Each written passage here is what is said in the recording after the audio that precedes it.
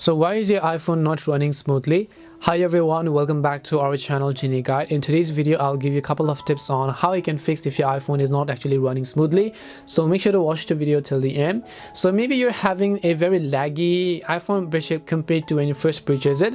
The very first way you can fix that is by clearing some space, because when your iPhone is laggy, the issue is most likely with your storage, right? So just open settings, go to general, go to iPhone storage, check how much storage you have actually left on your iPhone.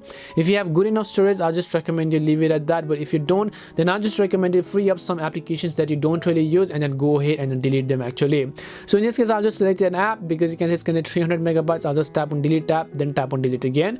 Repeat the process for any of the other applications. Just tap on it, tap on delete button, tap on delete tab again, then just come back. After you've done that, tap on any of the other apps, then tap on delete app, then tap on the delete button again in order to delete that specific application. This should at least free you some of the space that you have. Then after that, what you actually want to do is your iPhone is always conducting activities in the background, such as background app refresh.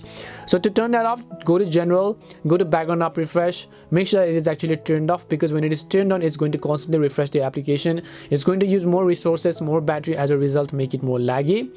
If this doesn't help, then what you can actually try to do is simply reset your iPhone. So just go to general, scroll down, go to transfer or reset, tap on erase all content and settings. If you have any photos, back them up somewhere else to your Apple ID or to your PC or another phone, and then just reset your iPhone, erase it, and then see if that solves your problem.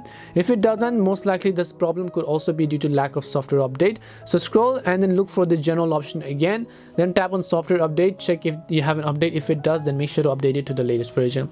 Hopefully this video helped you solve the problem, and if it did help solve the problem, then make sure to leave a like and subscribe to the channel. If you have any more questions though, feel free to leave them down. Thank you very much for watching till the end, and see you in the next video.